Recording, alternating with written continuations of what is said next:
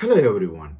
In this presentation, I am going to explain about how to choose the right intracanal medicament for each and every clinical situation. There may be a situation where we do root canal treatment for a vital tooth. There may be a situations where we do root canal treatment for a patient who is having a big swelling. In all those specific situations, how are we going to select the intracanal medicament? Before going into the details, we have to understand whether is there any need for placement of intracanal medicament. We all know that the single visit root canal treatment is getting more and more popularity, thus minimizing the number of visits for doing root canal treatment. We all know that sodium hypochlorite is a wonderful root canal irrigant solution. If you are using this solution, it can eliminate most of the microorganisms which are present inside the infected root canal system, and it also can dissolve the remnants of the pulp tissue. But after doing such a wonderful root canal irrigation, is it necessary to place an intracanal medicament? Yes, it is mandatory to place an intracanal medicament in all those situations where we are doing root canal treatment in more than one visit. After the initial cleaning and shaping, before the next visit, the canals should never be left empty. It has to be filled with an intracanal medicament. So the placement of the intracanal medicament has many advantages. Let's see that. While doing cleaning and shaping, we always consider about the main canal. We all know that there is a main canal which we can clean, we can shape, and we can see in the radiograph.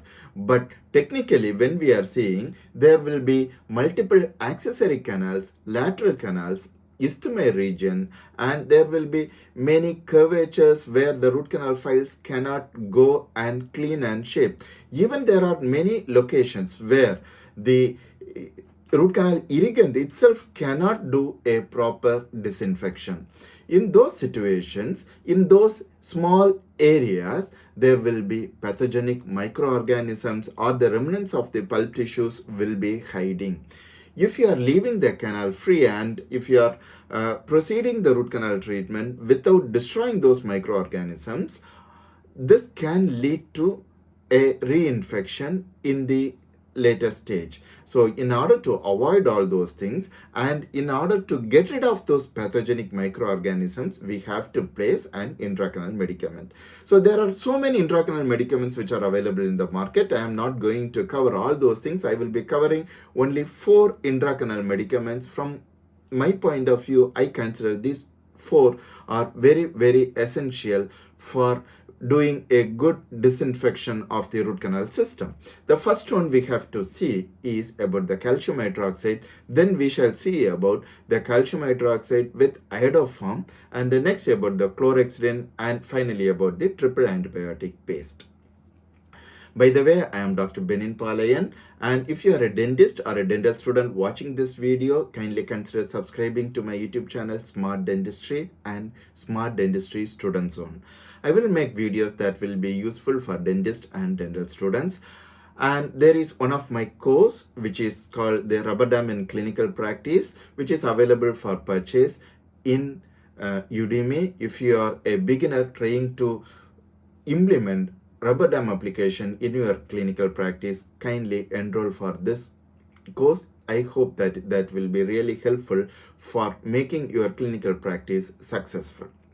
The first intracanal medicament that we are going to see is calcium hydroxide.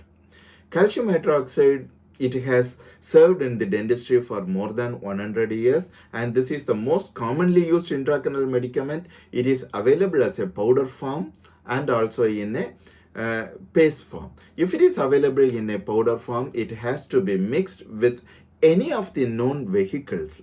For example, we can mix it with sterile water, we can mix it with local anesthetic solution, with saline, with any oils, with any agent that you have come across. We can use it after mixing it and getting a paste consistency. It is available also in the form of a paste which can be directly placed without any extra manipulation or preparation of the material. They are also available in a water-soluble water-based solvent and also a oil-based solvent. So the selection depends upon how long you are going to place the intracanal medicament inside the root canal system. If you are going to remove the intracanal medicament and proceed with the root canal treatment after a week, then we can go for a water-based solvent.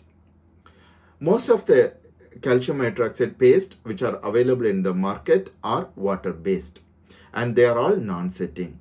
You may wonder what's the difference between the calcium hydroxide which is used in operative dentistry, for example dical, and what is used in endodontics. What we use in operative dentistry is a setting type of calcium hydroxide which will set, but in endodontics we use a calcium hydroxide which do not set. So that's the major difference between these two.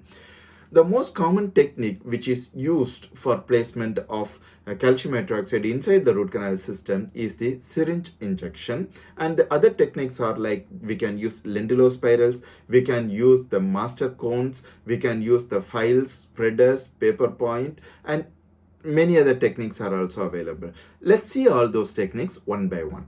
The first and the foremost and the most common technique is called the syringe injection technique, where the intracanal medicament calcium hydroxide is available in the syringe, and we have to connect it with the tip, and we have to place the tip around 2 millimeters short of the working length.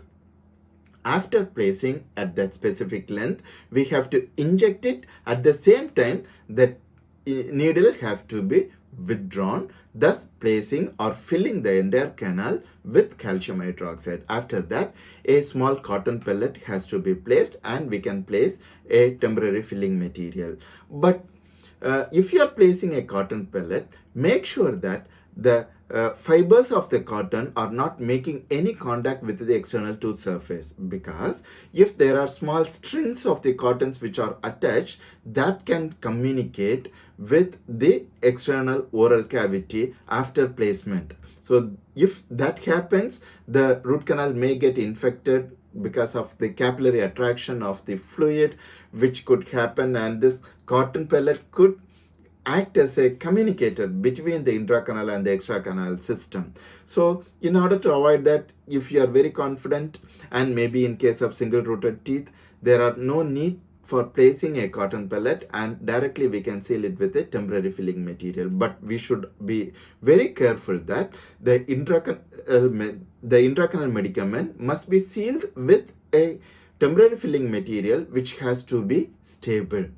If the temporary coronal seal material is lost, then your intracanal medicament is going to be ineffective. So instead of a temporary filling material, we can seal it with glass ionomer cement, which is a wonderful option, and which may be little difficult for the removal of the material, but it is highly recommended. But are there any disadvantage of the syringe injection? Yes, we shall see about after seeing the other techniques for placement. The next technique that we can use is the help of the lendulospirals.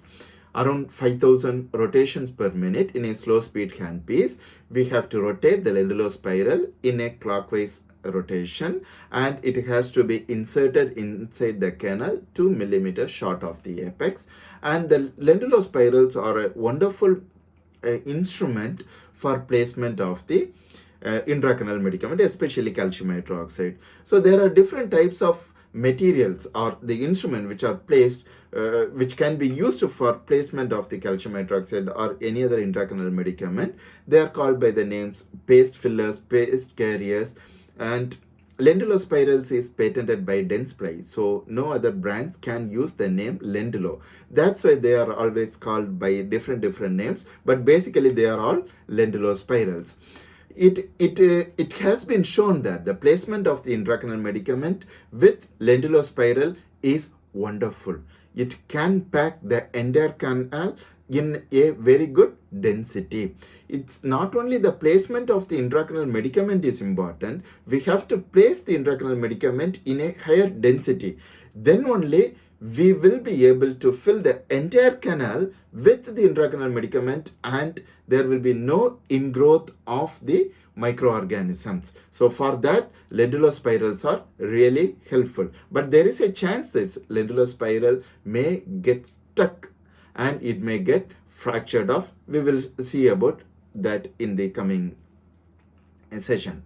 And the other technique is we can use the rotary files. We can inject a little calcium hydroxide inside the root canal. Need not have to inject till deep inside. Then we can use a rotary file, preferably a smaller size rotary file, in a counterclockwise direction, maybe in a speed of around 300 rotations, and a very slow low torque, maybe 0.6, 0.8 or less than 1, and we can rotate so that it will aid in packing of the intracanal medicament to the canal walls. So we can use these files. We can also use the manual files for carrying this material inside the root canal, and then we can pack it with the files, or we can use the rotary files. The other techniques are you can use the guttapecha. The guttapecha, the master cone, after placing some intracanal medicament inside the root canal, then we can use the master cone to pack in a small up and down motion. We can pack this calcium hydroxide inside the root canal. So that's also highly effective. It is also a very beautiful technique for packing the calcium hydroxide or any other intracanal medicament inside the root canal system. Other techniques, like we can use spreaders, we can use pluggers, we can use paper points for packing the intracanal medicaments inside the root canal system. One of the biggest problem for placement of the calcium hydroxide is the calcium hydroxide should be retained within the root canal system, that it should never go beyond the apex. There are many reports of placement of the calcium hydroxide in which the calcium hydroxide get extruded beyond the apex, leading to paresthesia and many other complications because of the calcium hydroxide in the periapical region getting inside the inferior alveolar canal, causing damage to the nerve. And so if you are looking into the techniques of placement, if you are placing a needle injection or the syringe injection of the calcium hydroxide, and if you are using a positive pressure for injecting this calcium hydroxide inside the canal, it can go beyond the apex. So that's why we have to place the calcium hydroxide inside the root canal system passively. People say that the calcium hydroxide beyond apex is a good medicament and it will get resorbed. Yes, it will get resorbed.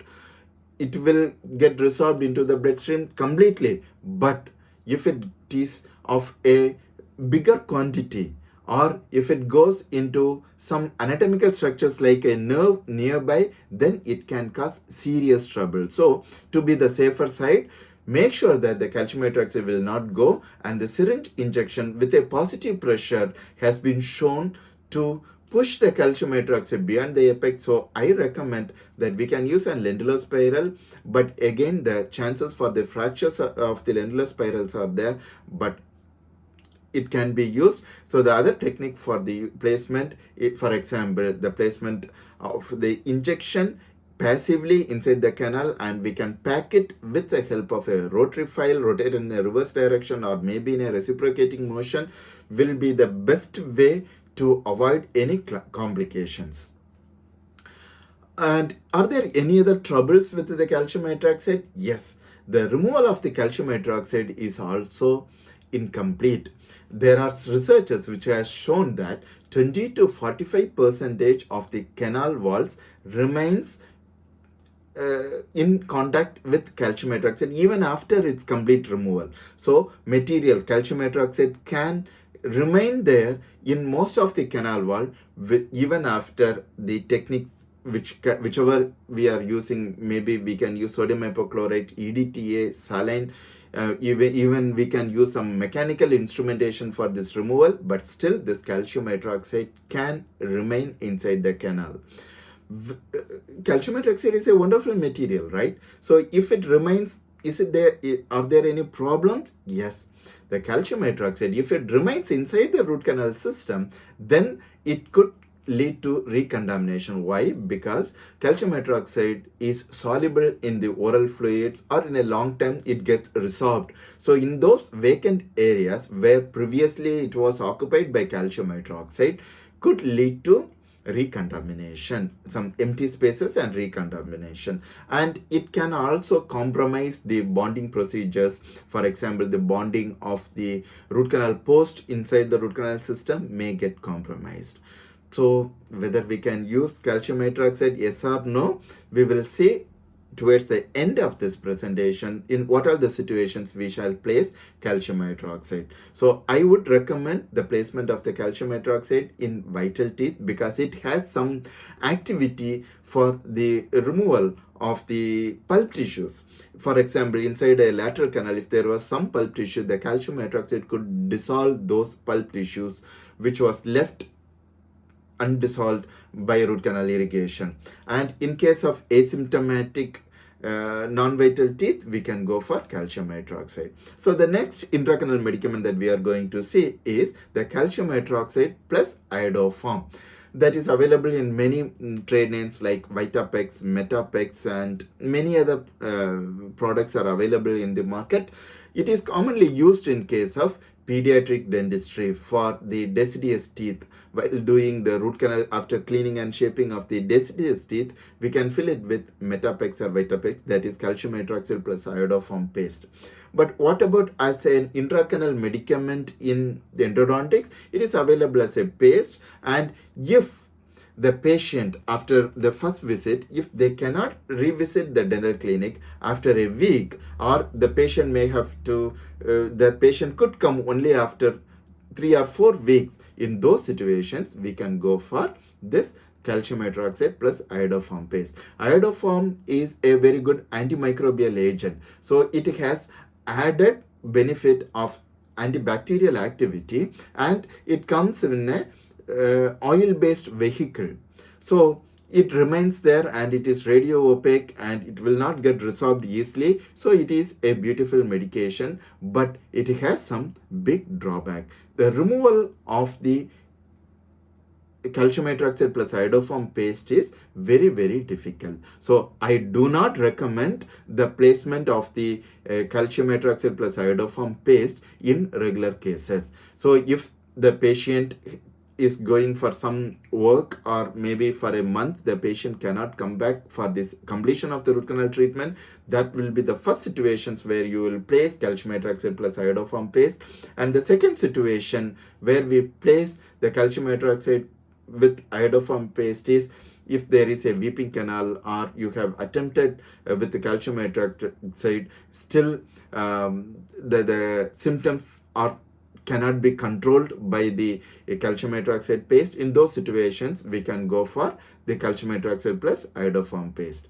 So what about the removability? Yes, it is very, very difficult. We have to use the rotary instruments to remove it. Again, the complete removal will be very difficult.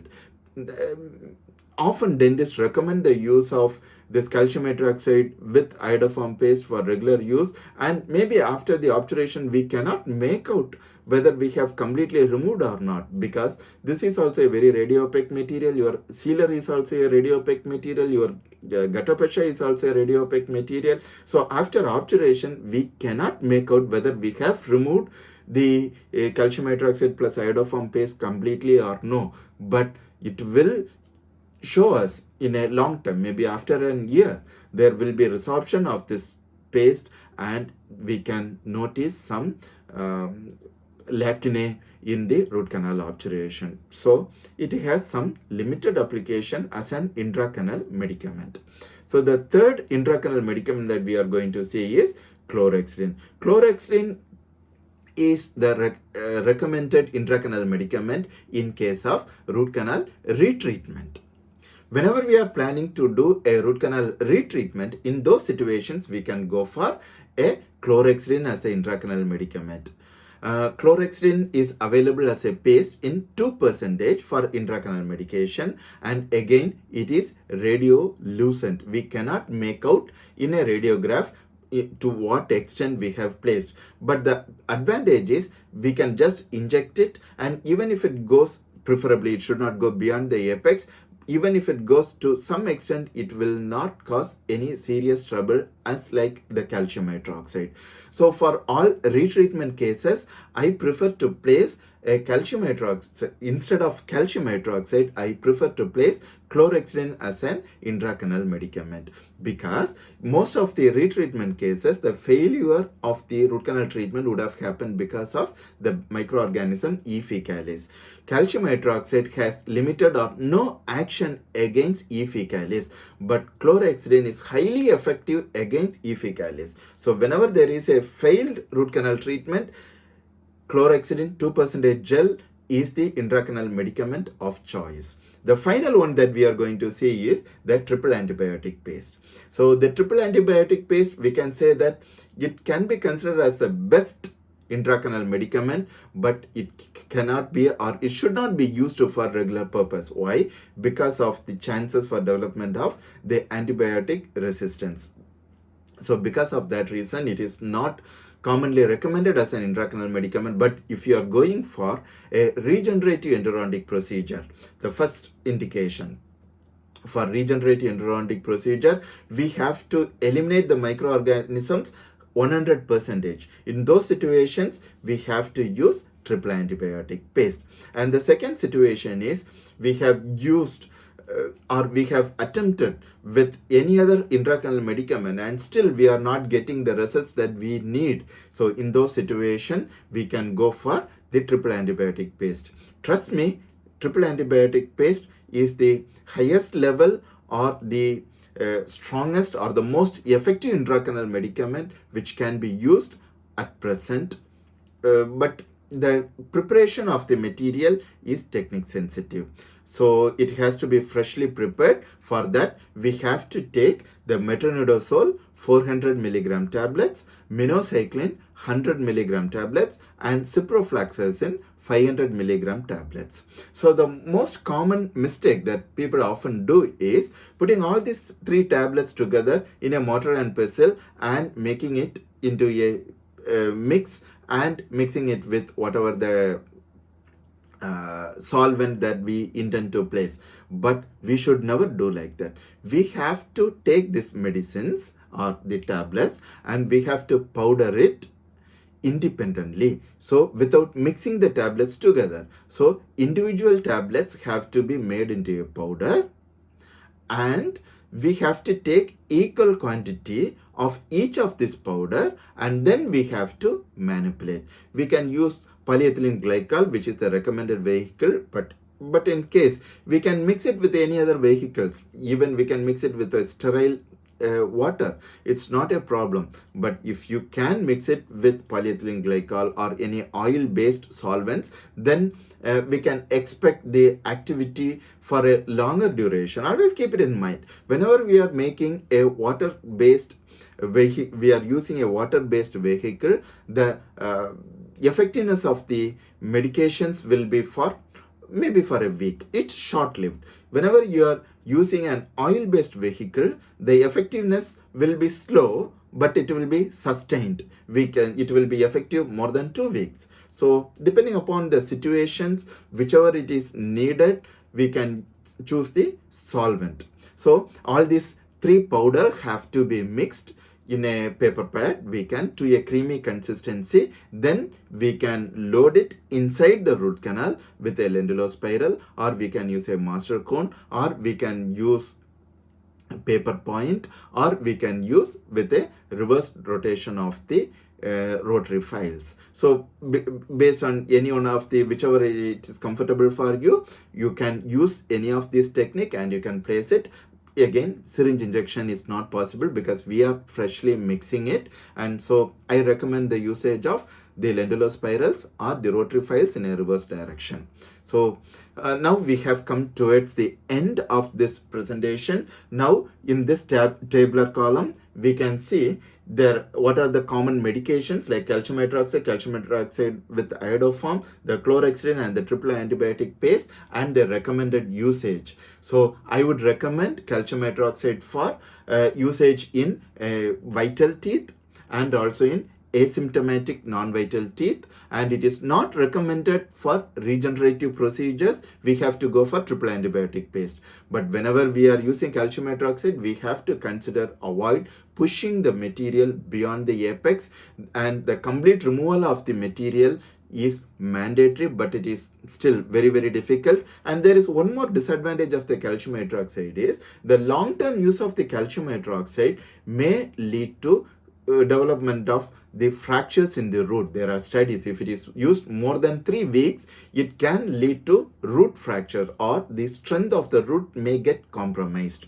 So that's another disadvantage. But still, if you are using for a week or two, calcium hydroxide, if it is placed properly and if you could remove it properly, then it is a wonderful intracanal medicament of choice.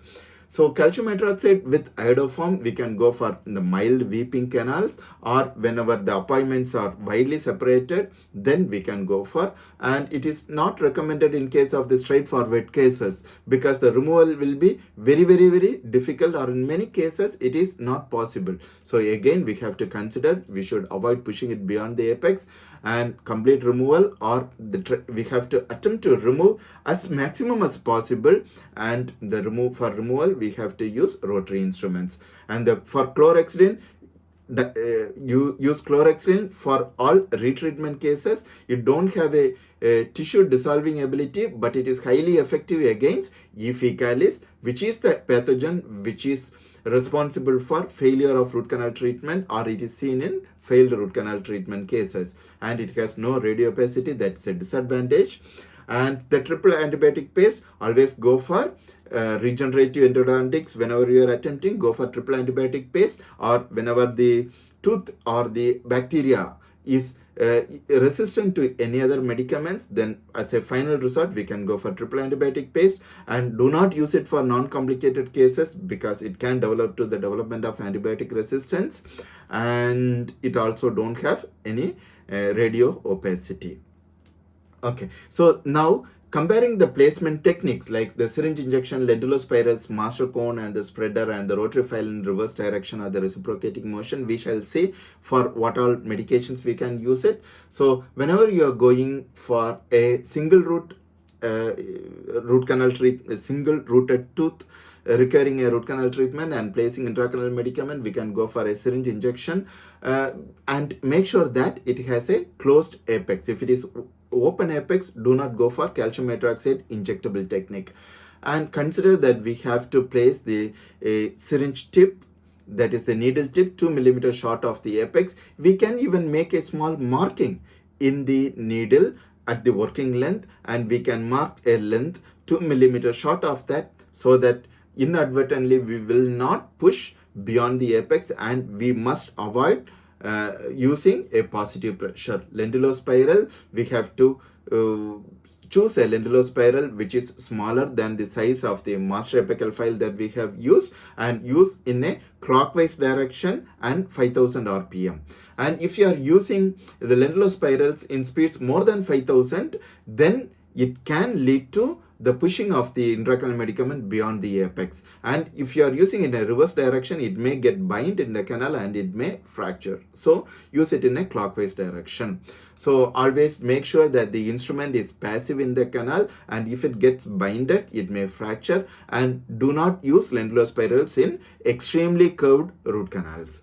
So the master cone and the spreader techniques, we can inject or we can load the intracanal medicament in the root canal, and we can move the master cone or the spreader or a plugger in an up and down motion, and we can place the intracanal medicament. It is the safest of all these technique for the placement, and we can use it in all these situations. And if you are a beginner starting with placement of the intracanal medicament, follow this technique.